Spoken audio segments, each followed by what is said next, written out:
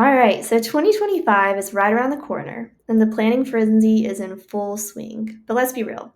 How often do we set goals without considering the emotional side of running a business?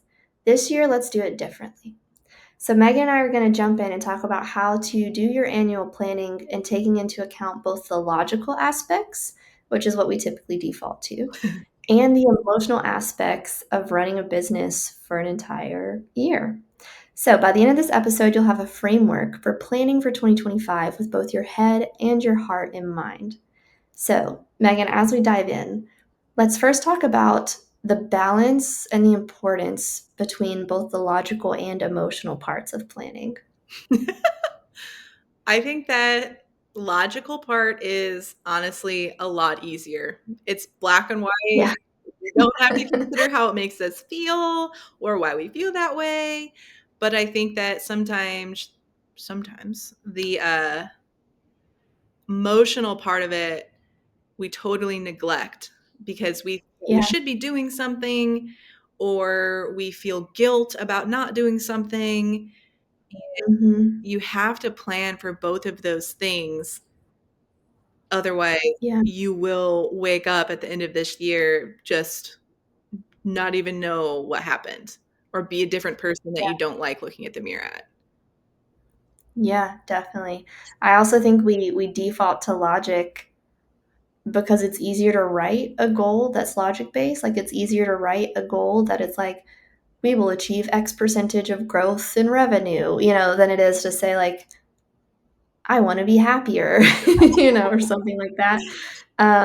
So I think it's also just the ambiguity that comes with how to set goals that are more around your emotions and your life balance it can just be hard. Yeah, and I think also when we're being logical, we see what it should be in like the most beautiful situation, but in real life, the emotional planning is what you're experiencing every single day while doing it. I Yeah. think you and I were just talking about this where I will be so quick to change a goal if Yeah. emotionally, like my day-to-day life is not what I had envisioned while setting it Yeah. logically. And I Yeah. will change course so quick if I'm working 10-hour days when my intended goal was to really be working 4-hour days, but the emotional impact and the realistic Mhm. part of what you're bringing to life is not it. Yeah, yeah, like, there's something I've told my husband many times is like, I could easily within the next year take this business to extreme heights, but it would be at the expense of the work-life balance I've worked so hard to create, and I'm not willing to do that. Yeah. And like and having that perspective of being okay setting the logical goal lower to account for the emotional goal or the well-being goal, and being okay with what I like to call slow growth or sustainable growth. Like there are a lot of people that I have seen in the online space over the past 4 years that they did it. They like went, full speed running to grow.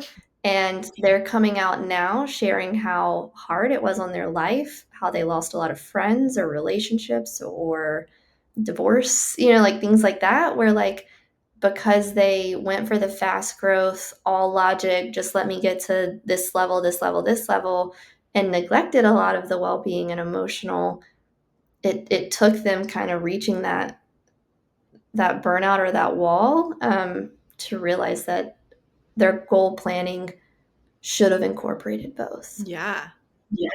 Yeah, I see that. I think right now, like towards the ending of one year and the beginning of another, those stories come out like rapid fire Yeah, of how this is. So like we're living why this should happen, like why this is important right now.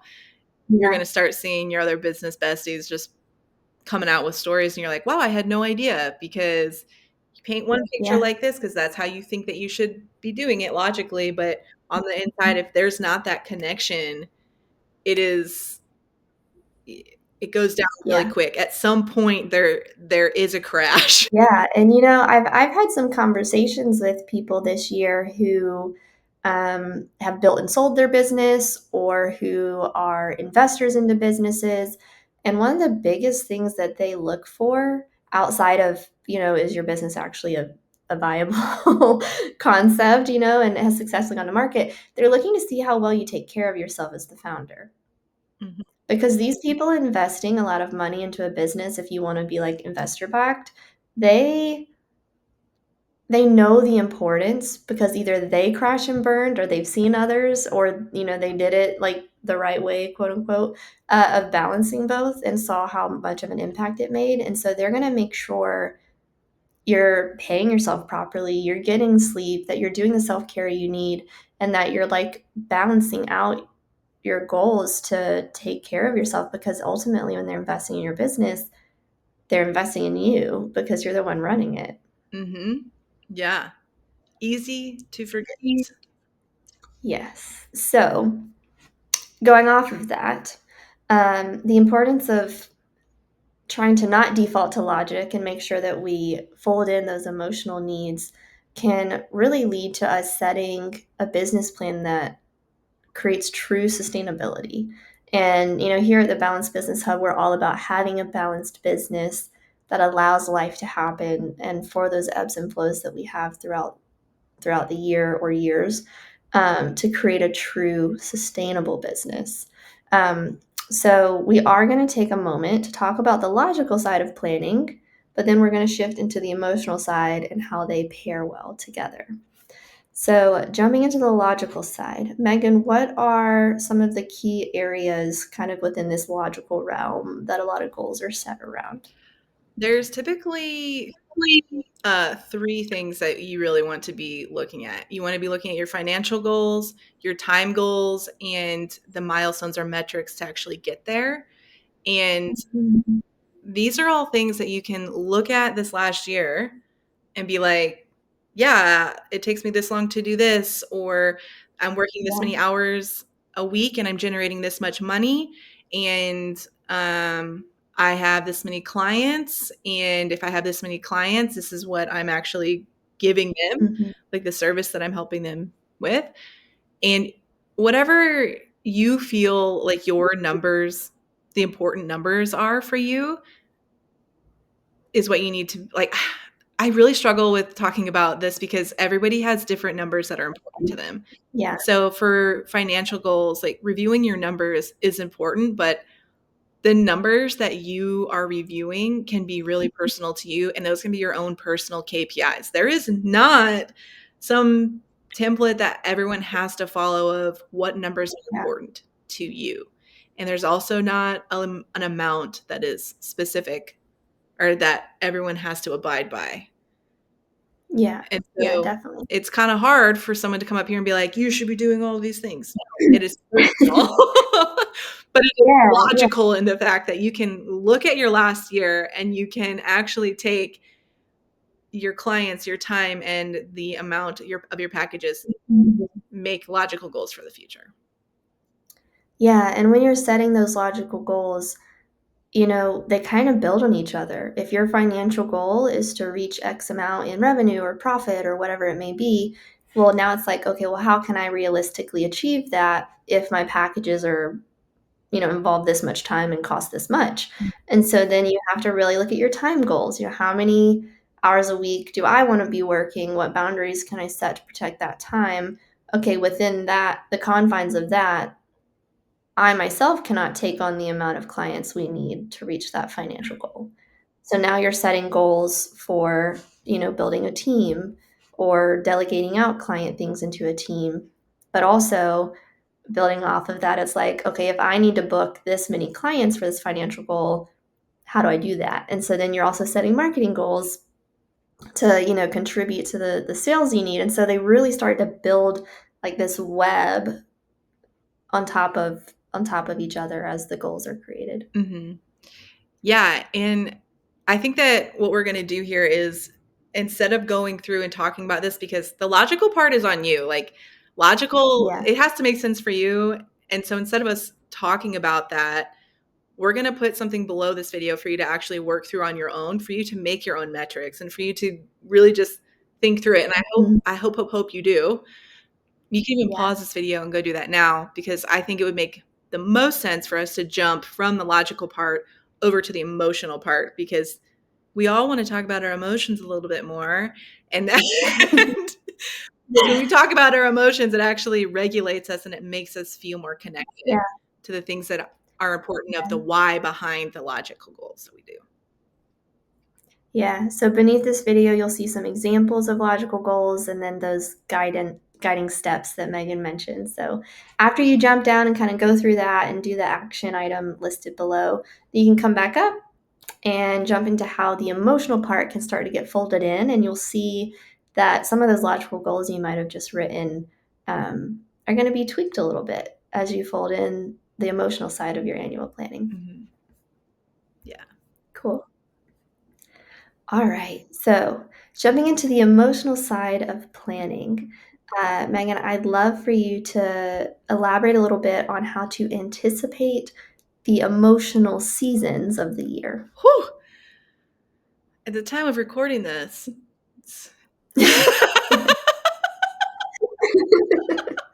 at the time of recording this, it's near Black Friday, and I anticipate my entire year, or let me say, I am hired to work for people for the entire year because I can make them generate the revenue that they want in about a 3-week time span of the year. And a lot goes into that, of creating that, but the Black Friday, there's AKA Megan is the Black Friday queen. And people work with her all year just for the magic she can do in November. yes, thank you. Oh, thank you. The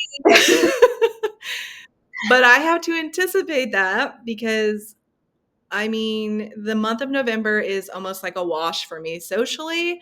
It is, but I know Yeah. that going into it, and I strategically plan for a certain amount of days to be working almost 2 hours on, 2 hours off. Not because I want to, but because it's necessary and it is actually important for me to do that.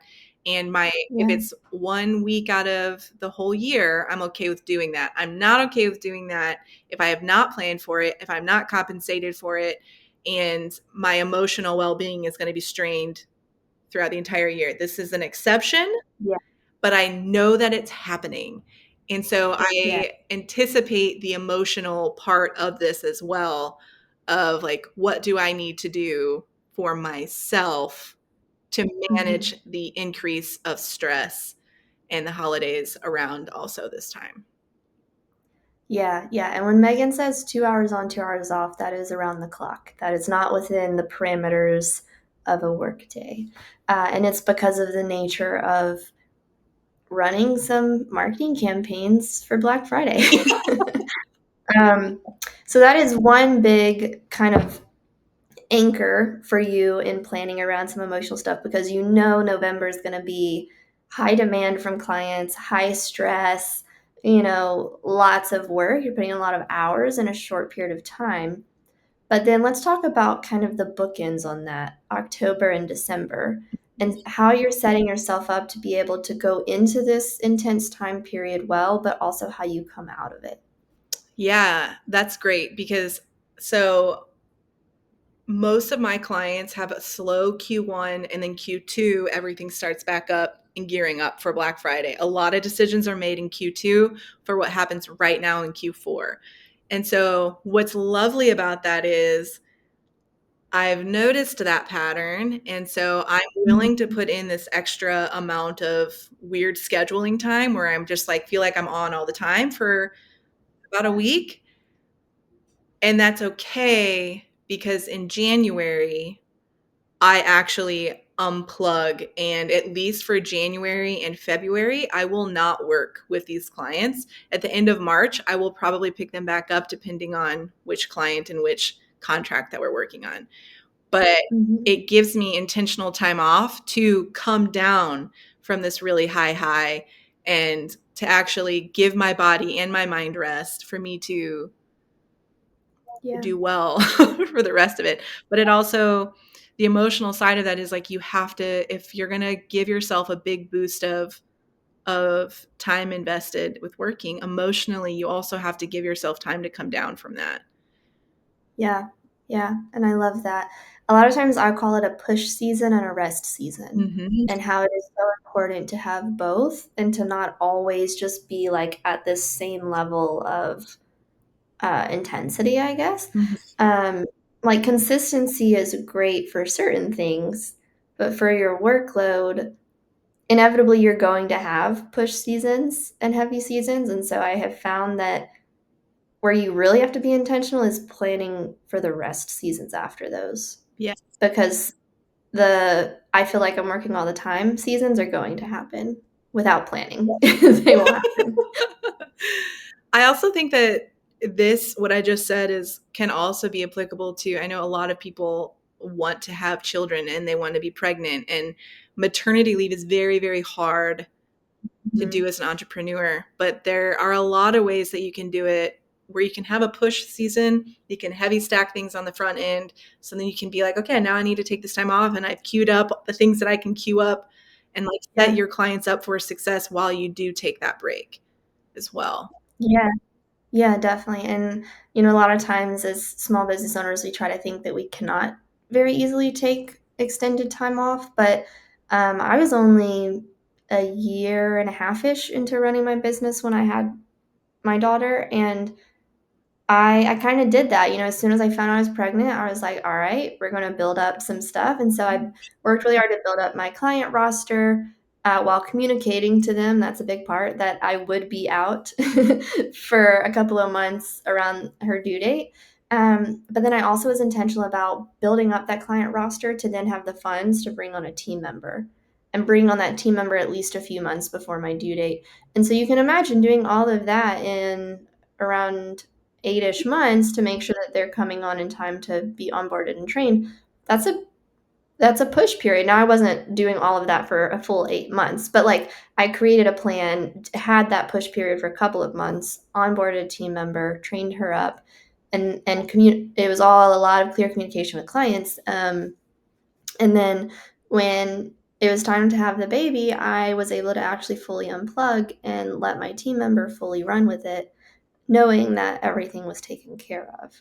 So there's like, you have to be proactive in building in those rest periods, whether it's a rest period because you truly need to unplug because you just worked like around the clock for 3 weeks, or a rest period, as in like a rest period from your business because you're having a baby or taking a vacation or whatever it is. You just have to make sure you're proactive in planning for those. Because I think rest is like, that's really general, but like we need mental rest. Emotional Yeah. rest and mental rest are two different things, and they're both very, very important. And especially as like if you're, a new mom, your emotional direction is going to your new child.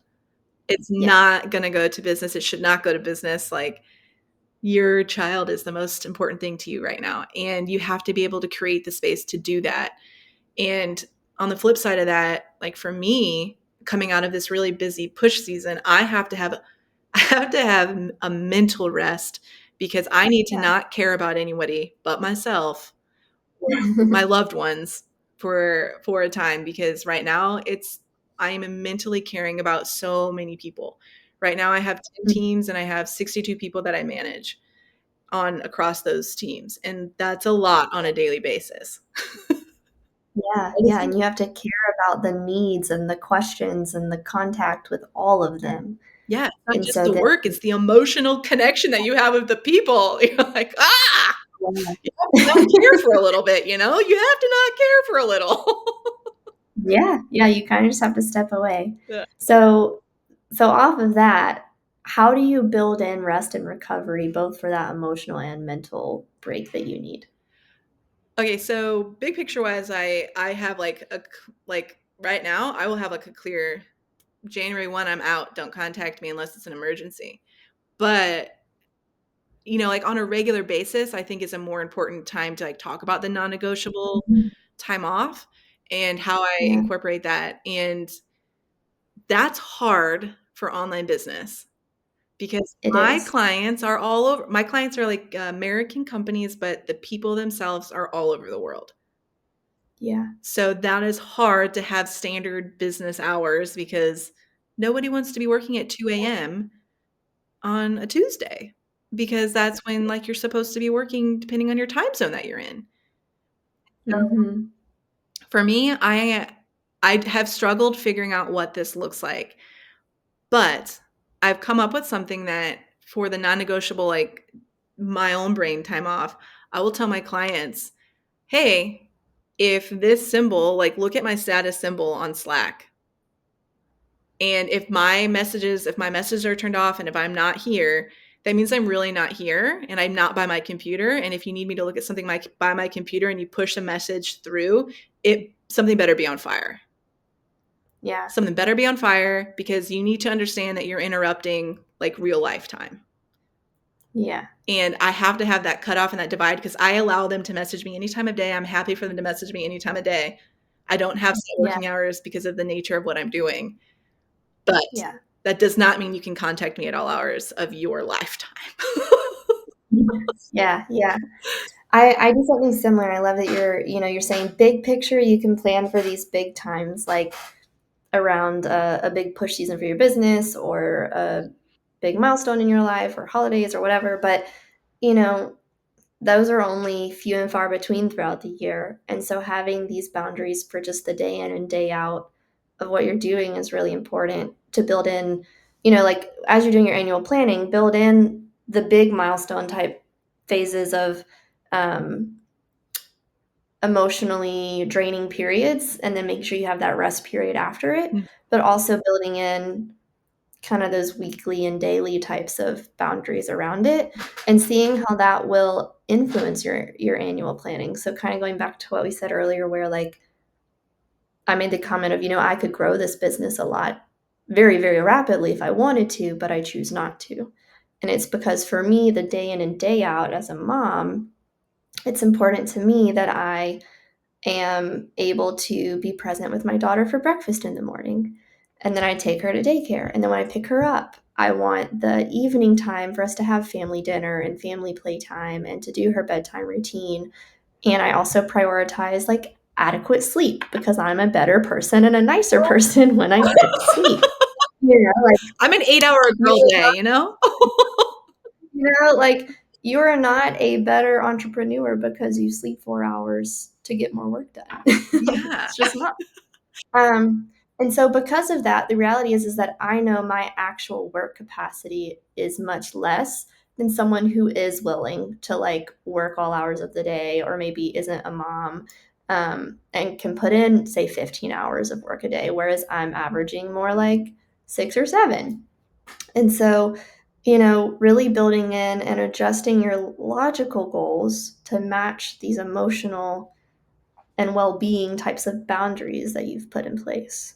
Yeah, like the personal, like the value emotional connection there is, I think, super, super important. And Yeah. that is kind of what helps you define what success actually is. Because if you are running your own business and you don't like how you feel every day, you are in a Mhm. unique position to change that.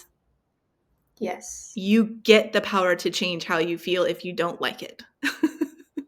Yes. Yes. You 100% have the power to do that. I think sometimes we forget that because we give in to pressures of what we see other people achieving or the pressures of I love a lot of times with entrepreneurship, you feel like you should just constantly be growing or the milestone is to hit this and then to hit this. Like I also feel like um, the content you see like on social media or articles or the people you're around constantly shape your logical goals and you have to kind of reset them based on what your emotional goals are. Like it's very easy when you're first starting out. Everywhere you see is, oh, you want to make 6 figures, you want to get to 6 figures. Then as soon as you're there and you're starting to be around more and more of those more established businesses, it's, oh, you got to hit a million. You got to hit a million. And then if you get there, I'm sure it's now, oh, well, now you got to hit a couple million, and like it truly can never stop unless you're willing to reset and make sure that you're setting logical goals that are rooted in what you actually want. Mhm. Yeah. I love Yeah. that. You said that really well. To sum it up. So bringing it all together. Creating a balanced plan for 2025. Let's talk a little bit more around how to marry your goals together with both that logical and emotional part within it. And, being flexible because life happens. I think I think that if we wanna marry the logical and emotional side, we have to every goal that you set that is logical, emotionally say why it's important to you and Yeah. how your emotional side of this can actually change if the logical goal comes to life. What does your daily life look like? What will Yeah. achieving this do for your family? How much of a raise are you gonna be able to give yourself? How much more time can you take off? Just if you have a logical goal, there should be an emotional reason why Yes. driving that. The emotional part is like the why part of why it's important of creating it. Yeah. Yeah. I guess to give an example, let's say your goal is to hit six figures in a year. Like you want to be your first, 100K year or something. Then when you start to break down the logical part of that financial goal into, okay, how much of my time will it take to do this? How many clients do I need? How many sales do I have to close? And you realize that you're not going to get there on your own unless you do work, the 14, 15-hour days. And you check that with your emotional and you're like, but I know that I will burn out at that capacity and I am not willing to work like that day in and day out. Then now you need to adjust your goal.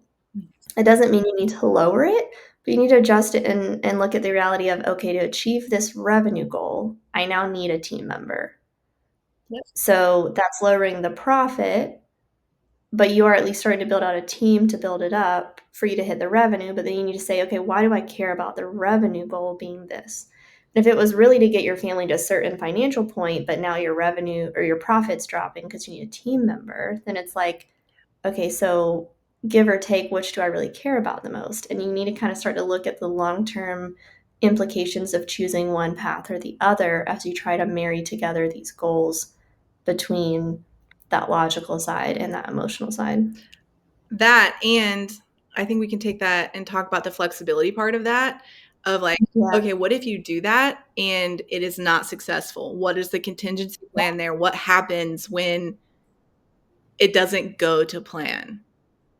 Yeah. I can speak to that. I'd like to hear you talk about that.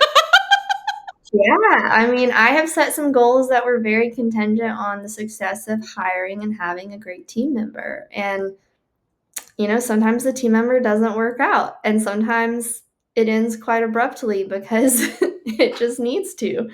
Um, And that's when you have to be flexible and you need to review that goal and you need to say, like, okay, do I want to keep driving hard for this? And if so, what does that look like? Is it going to be jumping straight back into a hiring process for another contractor? Um, do I emotionally want to deal with that right now because of the way this one just burned? Or am I okay with Always some of my hurts. goals? What? I said that always hurts. No matter Or how am well I you okay plan, with my sometimes people just don't goals? want to be there. Yeah, yeah. Or am I okay with my goal just like, being adjusted to make sure that I'm still holding these other goals I have at their level, because like in that example of a team member leaving, it might have impacted the client load I wanted to bring on in the coming months, but I had all these other goals I wanted to meet. And so then I had to decide, do I want to maintain these that are still super feasible and just be okay with a lower client load? Or do I want to drop one of these to focus my time and efforts towards this goal? And so really being flexible with adjusting not only the one goal that might be more directly impacted by something happening, but kind of reassessing all of yours to see where you want to kind of give and take. Yeah.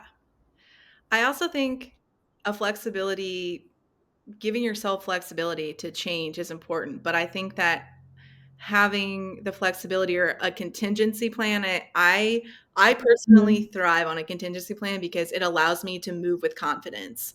And so if Yeah. I'm doing something for the first time, I always have obviously an intended outcome that I want to be doing. But Mhm. if I'm nervous because for whatever reason, I have okay, well, if this doesn't work out, what's the worst case scenario here? And like, how will I deal Yeah. with that? And if I'm having an emotional moment and I can't, like, the logical side is still important to me, but emotionally I'm like, this ain't it, Mhm. then I like to look at that worst case scenario because it gives me peace in knowing that I already know how to handle it. And so that again, like, is a weird emotional plan part for that if it's something that you're nervous about taking action on. Yeah. Yeah. Yeah, I do that too. I'm like, "Okay, if I commit to this, best outcome, boom. Worst outcome, can I deal with that if that happens? Okay, yeah, I could. Okay, we'll go for it." Yeah, that is honestly one of the quickest ways for me to make a decision of if, like, a goal is something I actively want and if it's worth Yeah. doing. If I'm too nervous about it, then I won't take action on it, but if I understand how to navigate a low through that, then I'm much better.